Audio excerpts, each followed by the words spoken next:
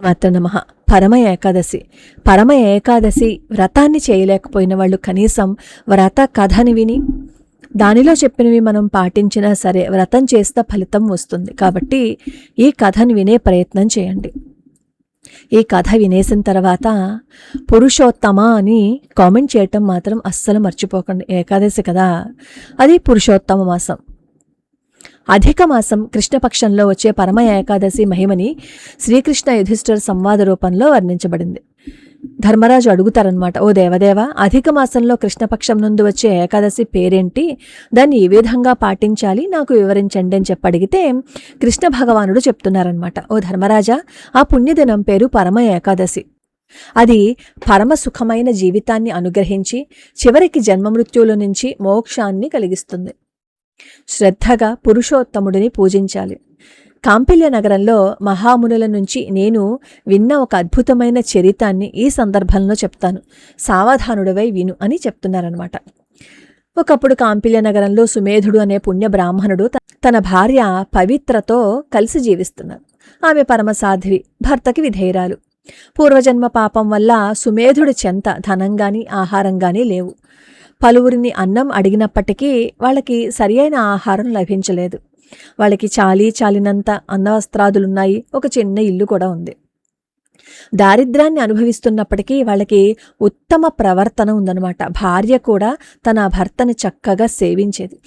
ఇంటికి అతిథులు వస్తే ఆమెమో తన ఆహారాన్ని వాళ్ళకి ఇచ్చేసేది. అయినా కూడా ఆమె ముఖకమలం ఎప్పుడూ వాడలేదన్నమాట. ఇదంతా చూసి చాలా బాధపడతాడు సుమేధుడు.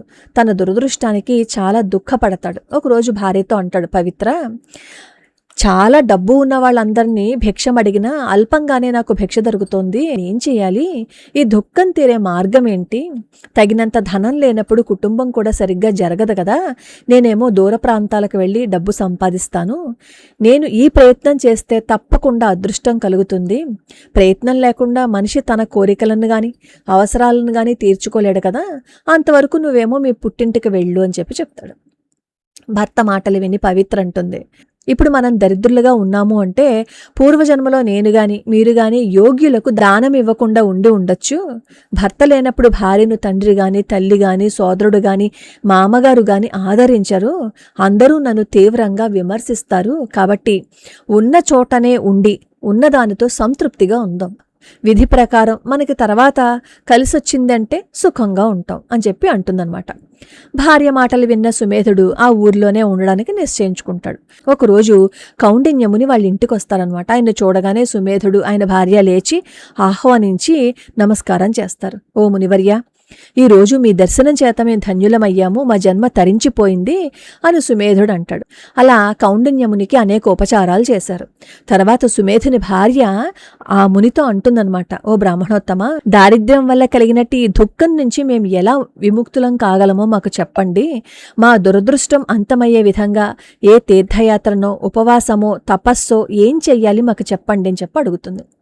అంత వినమ్రంగా అడిగినప్పుడు ఆ మాటలు విన్న కౌండిన్యముని కొంచెం సేపు ఆలోచించి అప్పుడు అంటారనమాట, దేవదేవుడైన శ్రీహరికి ప్రియమైన ఉపవాసం ఒకటుంది. ఆ రోజు చేసే ఉపవాసం అన్ని పాపాలను నశింపచేసి దారిద్ర్య దుఃఖాన్ని తొలగిస్తుంది. అధిక మాసంలో కృష్ణపక్షంలో వచ్చే ఆ రోజు పరమ ఏకాదశి అని పిలుస్తారు. అది విష్ణువుకి అతి ముఖ్యమైన రోజు. ఈ అధికమాస ఏకాదశి ధనధాన్యాది సమస్తావసరాలని అనుగ్రహిస్తుంది. చివరికి మోక్షాన్ని కూడా ఇస్తుంది. ఆ రోజు సాయంత్రం హరి సంకీర్తన చేసి ఆనందంతో నృత్యం చేయాలి. ఆ విధంగా రాత్రి మొత్తం గడపాలి. కుబేరుడు ఒకసారి ఈ ఉపవాస వ్రతాన్ని చేశాడు. ఎంత నిష్టగా ఈ వ్రతాన్ని చేశాడో గమనించిన శివుడు అతనిని దేవతల కోశాధికారిగా మార్చాడు. అలాగే భార్యాపుత్రులని అమ్మేసిన తరువాత హరిశ్చంద్రుడు ఈ ఏకాదశి వ్రతాన్ని పాటించి తద్వారా తన వాళ్ళందరినీ తిరిగి పొందాడు. ఆ తరువాత ఎటువంటి అడ్డంకులు లేకుండా రాజ్యపాలన చేయగలిగాడు. కనుక ఓ సాధ్వి, నియమ నిబంధనలతో నువ్వు ఈ పవిత్రమైన ఏకాదశిని పాటించు అని చెప్పారు. ఉపవాస దీక్షను చేపట్టండి. తెల్లవారుజామునే స్నానం చేసి మీ దంపతులు అలాగే మీ తల్లిదండ్రులు కూడా మీ శక్త్యానుసారము 5 రోజులు ఉపవాసం చేయండి. ఈ జగత్తులో ఉన్నంతవరకు సరిపడడి ధనధాన్యాదులని పొందండి. భగవద్ధామం మీకు తదనంతరం లభిస్తుంది అని చెప్పి కౌండిన్యముని చెప్పారు. ఆ మహోన్నత ఉపదేశాన్ని విన్న బ్రాహ్మణ దంపతులు యథావిధిగా పరమ ఏకాదశిని పాటించి ఉపవాసాన్ని నిర్వహించారు. తదనంతరం ఒక అందమైన రాజకుమారుడు రాజమహల్ నుంచి వారి చెంతకు వచ్చాడు. బ్రహ్మదేవుని ఆజ్ఞపై అతడు వారికి దివ్యమైన భవంతిని ఇచ్చి దానిలో నివసించమని వాళ్ళని కోరాడు. వారి జీవిక కొరకు ఒక ఊరినే వారికి కానుకగా ఇచ్చి తిరిగి తన పురానికి వెళ్లిపోయారు. ఆ విధంగా సుమేధ పవిత్రలు ఇహలోక సౌఖ్యాలను అనుభవించి చివరికి విష్ణులోకానికి చేరుకున్నారు. ఈ పరమ ఏకాదశి రోజు ఉపవాసం ఉన్నవాళ్లు సమస్త పాపాల నుంచి బయటపడతారు. వాళ్ళు ఇహలోక సౌఖ్యాలను అనుభవించిన తరువాత విష్ణు పదాన్ని పొందుతారు. సుమేధుడు పవిత్రలు ఆ విధంగానే పొందారు. కాబట్టి ఓ ధర్మరాజా, పరమ ఏకాదశి రోజు ఉపవాసం చేయటం వల్ల కలిగే ఫలితాలని గణించటం అసాధ్యం. పుష్కర గంగా స్నానాలతో, గోదానంతో, సమస్త ధర్మ కార్య నిర్వహణతో అది సమానం.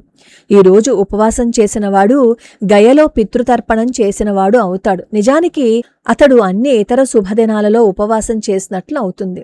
దేవతలలో ఇంద్రుడు శ్రేష్ఠుడైనట్లు మాసములలో అధిక మాసం శ్రేష్టమైనది. ఈ అధిక మాసంలో 5 రోజుల ఉపవాసం సమస్తమగు పాపాలను నశింపజేస్తుంది. అధిక మాసంలో వచ్చే పరమ పద్మిని ఏకాదశులతో పాటు ఈ పంచరాత్రిక ఉపవాసాన్ని చేస్తే పాప వినాశం జరుగుతుంది. ఋషి అన్ని రోజుల్లోనూ ఉపవాసం చేయలేకపోతే అధిక మాసంలో తన శక్తిని అనుసరించి ఉపవాసం చేయొచ్చు. మానవ జన్మని తీసుకున్నాక కూడా చక్కగా స్నానం చేసి అధిక మాసంలో ఏకాదశి ఉపవాసం పాటించిన వాడు 84 లక్షల జీవరాశులలో దుఃఖాలను అనుభవిస్తాడు. మానవ జన్మ మోక్ష సాధనకే కాబట్టి ప్రతి ఒక్కళ్ళు ఈ పరమ ఏకాదశిని పాటించాలి. ధర్మరాజా, పరమ ఏకాదశి రోజు ఉపవసించటం వల్ల కలిగే అద్భుతమైన ఫలితాలను నువ్వడిగిన విధంగా వివరించాను. అధిక మాసంలోని కృష్ణపక్షంలో వచ్చే ఈ ఏకాదశిని నువ్వు తప్పకుండా పాటించాలి అని పలికి కృష్ణ భగవానుడు ముగించాడు. ఆ తర్వాత కృష్ణ పరమాత్మ ఉపదేశించిన విధంగానే ధర్మరాజు తన పత్ని ద్రౌపదితో సోదరులతో ఈ పరమ ఏకాదశిని పాటించాడు. అక్కడ సుమేధుడు వేరే చోటకు వెళ్లి సంపాదిస్తాను అని అన్నప్పుడు పవిత్ర మాట్లాడిన మాటలు నేటి తరం దంపతులకి ఒక గైడ్ లాంటివి. ఎక్కడికి పారిపోతాం? ఊరు మారిపోతే మన తలరాత మారిపోతుందా చెప్పండి? భర్త ఆర్థికంగా దెబ్బతింటే నిందించే ఈ రోజుల్లో, అంటే అందరూ కాదు కొంతమంది, ఇది మనిద్దరి కర్మ, కలిసి ఎదుర్కొందామని భర్తకి కొండంత మానసిక ధైర్యాన్ని ఇస్తుంది పవిత్ర. కష్టాల్లోనే బంధం మరింత గట్టిపడాలి అనే గొప్ప సందేశం ఇస్తుంది ఈ కథ.